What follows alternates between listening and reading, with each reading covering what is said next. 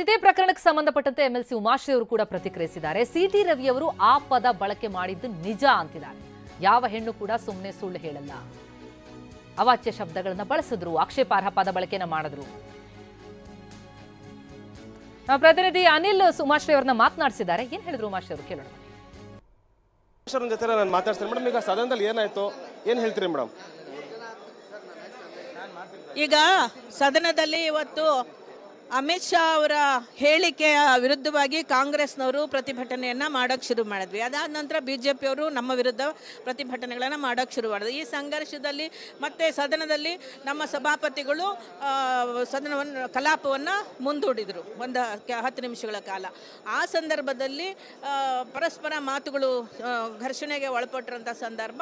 ನಾನು ನಮ್ಮ ಬಾಗಲಕೋಟೆ ಜಿಲ್ಲಾ ಉಸ್ತುವಾರಿ ತಿಮ್ಮಾಪುರವ್ರ ಜೊತೆ ಮಾತಾಡ್ತಿದ್ದೆ. ಮತ್ತು ನಮ್ಮ ಸದಸ್ಯರುಗಳು ಕೆಲವರು ಸಿಟಿ ರವಿ ಅವರು ಅಂದದ್ದನ್ನು ಕೇಳಿಸ್ಕೊಂಡಿದ್ದಾರೆ. ಈ ಹೆಣ್ಮಗಳು ಅವ್ರ ಜೊತೆ ಸಂಘರ್ಷಕ್ಕಿಳಿದ್ರು ಕೇಳಿಸ್ಕೊಂಡಿದ್ದಾರೆ, ನೋಡಿದ್ದಾರೆ. ಸೊ ಹಾಗಾಗಿ ಸಿಟಿ ರವಿ ಅವರು ರಾಹುಲ್ ಗಾಂಧಿ ಅವರ ವಿಚಾರವನ್ನು ತೆಗೆದಿದ್ದಾರಂತೆ. ರಾಹುಲ್ ಗಾಂಧಿ ಅವ್ರನ್ನ ತೆಗೆದ್ಬಿಟ್ಟು Rahul Gandhi is drug addict ಅಂತ ಹೇಳಿದಾರಂತೆ. ಸೊ ಅದಕ್ಕೆ ನ್ಯಾಚುರಲಿ ನಮ್ಮ ನಾಯಕರ ಬಗ್ಗೆ ಮಾತಾಡಿದಾಗ ನಾವು ಆಕ್ರೋಶಕ್ಕೆ ಒಳಗಾಗ್ತೀವಿ. ಆಗ ಅವ್ರು ಏನು ಹೇಳಿದಾರೆ, ಅವ್ರ ಬಗ್ಗೆ ನೀವು ಯಾಕೆ ಮಾತಾಡ್ತೀರಿ, ನಿಮ್ಮ ಬಗ್ಗೆ ಮಾತಾಡ್ದಲ್ಲ, ನೀವು ಆಕ್ಸಿಡೆಂಟ್ ಮಾಡಿದ್ರೆ ನೀವು ಕೊಲೆಗಾರ ಅನ್ಬೋದಲ್ಲ, ಕೊಲೆಗಾರ ಹಾಗಾರೆ ನೀವು ಅಂತ ಈಕೆ ಅಂದಿದ್ದಾರೆ. ಅದಕ್ಕೆ ಅವರು ಸಿಟ್ಟಿಗೆದ್ದು ಯು ಆರ್ ಪ್ರಾಸ್ಟಿಟ್ಯೂಟ್ ಅಂತ ಹೇಳ್ಬಿಟ್ಟು ಅವ್ರು ಅಂದ್ರೆ ಒಂದು 10 ಸಲ ಅಂದ್ರಂತೆ. ಆ ಹೆಣ್ಮಗಳಿಗೆ ಸಹಜವಾಗಿ ನೋವಾಗ್ತದೆ. ಯಾವ ಹೆಣ್ಮಗಳಿಗೆ ಆಗೋದಿಲ್ಲ?